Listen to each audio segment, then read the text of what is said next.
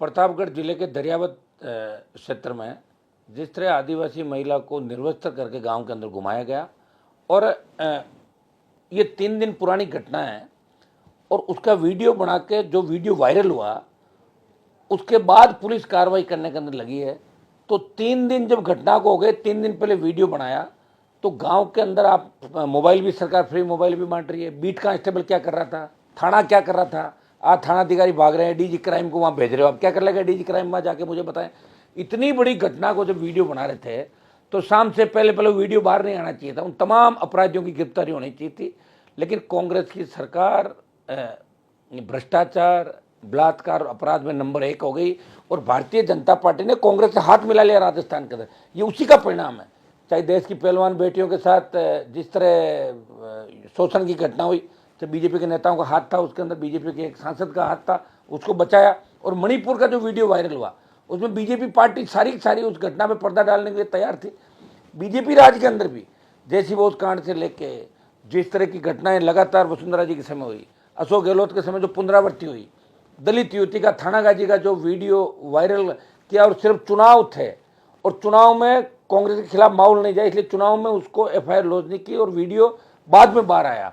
आप बताइए, इलेक्शन जब प्रचार खत्म होगा उसके बाद वो वीडियो बाहर आता है और कार्रवाई होती है। थानागाजी की घटना से लेके जिस तरह बलात्कार की घटनाएं हो रही, भीलवाड़ा के अंदर जिस तरह किसान की बेटी की निर्मम हत्या की, रेप के बाद उसको जिंदा भट्टी के अंदर झोंक दिया। तमाम जो रेप की, ये जोधपुर विश्वविद्यालय के अंदर जिस तरह एक बीजेपी के संगठन से जुड़े लड़के रेप करते हैं रात भर, और जो घटना आ रही है उसमें बीजेपी के नेता मौन क्यों हो गए। महेश जोशी के बेटे के खिलाफ जब एफआईआर लॉन्च होती है तो बीजेपी के नेता मौन क्यों हो गए। बीजेपी के नेता विधानसभा के अंदर क्या कर रहे हैं। जब शांति धारीवाल ने यह बयान दिया कि मर्दों का प्रदेश है तो सीएम को उसके खिलाफ कार्रवाई करनी चाहिए, लेकिन बीजेपी ने मुद्दा नहीं बनाया। बीजेपी खाली अखबार में छपना चाहती है और चुनाव के अंदर सिर्फ वोट बटोरने के लिए वो मुद्दों को हाईलाइट करना चाहती है। बीजेपी कांग्रेस मिले में 25 साल से जो मिला जुली का खेल राजस्थान में चल रहा है, इसलिए हमारी बेटियां उसकी भेंट चढ़ रही है।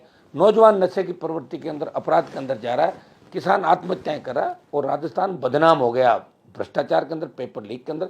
ये सारी जो घटनाएं हुई ये कांग्रेस बीजेपी के मिली भगत के कारण हुई। अशोक गहलोत का 98 शुरुआत होती है, फिर वसुंधरा आती है, फिर गहलोत आते हैं, फिर वसुंधरा आती है और उसके बाद गहलोत आते हैं। और दिल्ली वाले कहीं न कहीं इनको मदद करते रहते हैं। और जो ये आदिवासी महिला को निर्वस्त्र करने की घटना है, इसमें जिला कलेक्टर, पुलिस अधीक्षक सहित तमाम पुलिस के लोगों को, जिनको उसी दिन इस घटना की जानकारी होनी चाहिए थी, क्यों नहीं हुई जानकारी 4 दिन तक, बताया मुझे। वो तो उसको निर्वस्त्र करके घुमा दिया, उस पर क्या बीतेगी, उसके परिवार पर क्या बीतेगी। अब आनंद फान में आप एक को गिरफ्तार नहीं कर पाए, अब एडीजी क्राइम को भेज रहे हो, क्या कर लेगा एडीजी क्राइम, बताए मुझे। एडीजी क्राइम अकेला कर लेगा क्यों, हर जगह एडीजी क्राइम को भेज रहे हो, मुलजिम थोड़ी पकड़ पा रहे हो आप। तीसरी कर लेते हो 3 दिन बाद, 4 दिन बाद, सिस्टम तो वही है आपका पुराना। तो मेरी इसके अंदर मांग थी कि मुख्यमंत्री जी, आपके अंदर जरा सी भी संवेदनशीलता बची है। ये बीजेपी के लोग तो बकवास करते रहेंगे, इन्होंने खुद क्या कर्म किए, कैसे हाथ मिलाए थे। महेश जोशी जो दोस्त थी बीजेपी के नेताओं की, चाहे झोरीलाल से, चाहे महेंद्र का मामला हो, चाहे दूसरा विदुड़ी का मामला हो, किस तरह इन्होंने कांग्रेस के लोगों की मदद की विधानसभा के अंदर, किस तरह घटनाओं से पीछे हटे, किस तरह बेक हो गए। और 4.5 साल में भारतीय जनता पार्टी राजस्थान में विपक्षी भूमिका नहीं निभा पाई, एक बड़ा आंदोलन बीजेपी नहीं छेड़ पाई। 2-2, 3-3 हजार लोग इकट्ठे हो जाते हैं, सचिवालय में जाएंगे, फिर कहते हैं मेरे पे पानी की बौछार करो, मेरे अखबार पे फोटो छपाओ, मेरी फोटो आनी चाहिए, बयान आना चाहिए, इसमें भारतीय जनता पार्टी लगी रही। इसलिए विपक्ष की जो भूमिका राजस्थान में निभाई और राष्ट्रीय लोकतांत्रिक पार्टी ने निभाई। अभी भी हम कुचामन के अंदर जिस तरह दलित युवकों की हत्या हुई है रीडवाड़ा कुचामन क्षेत्र के अंदर, हमारी पार्टी वहाँ बैठी है। आज हमारी पार्टी की कमेटी भी हमने बना दी, जो तीनों विधायक वहाँ दरियावत क्षेत्र के अंदर जाएंगे, प्रतापगढ़ जाएंगे। और ये घटना जो हुई है ये राजस्थान को शर्मसार कर देने वाली घटना है। ये मणिपुर की घटना से कम नहीं है घटना, ये मणिपुर की घटना जितनी गंभीर घटना है। लेकिन भाजपा वहाँ जाके इतिश्री कर लेगी और अपना काम कर लेगी, अपनी यात्रा में व्यस्त है भारतीय जनता पार्टी कि हमें यात्रा निकालें और वापस वोट कैसे प्राप्त करें। और इतनी डरी हुई है बीजेपी कि नए नए सगुफे इस प्रदेश और देश के अंदर छोड़ेगी, लेकिन काम नहीं करेगी। जवानों को बर्बाद कर दिया अग्निपथ के अंदर, किसानों को बर्बाद कर दिया, और पहलवान बेटियों को दिल्ली ने न्याय नहीं दिया और पहलवान बेटियों को इतना परेशान किया कि उस मुकदमे को कोई आनंद फान के अंदर किस तरह कमज़ोर किया।